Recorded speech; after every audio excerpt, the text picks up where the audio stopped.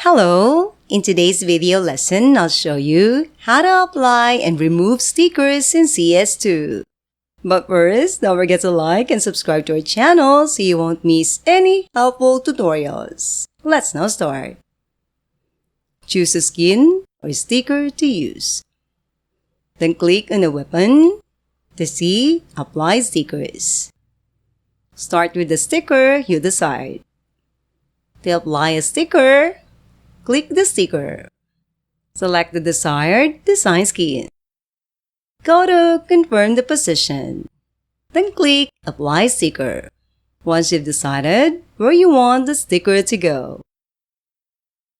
To remove a sticker from a weapon skin, open your inventory.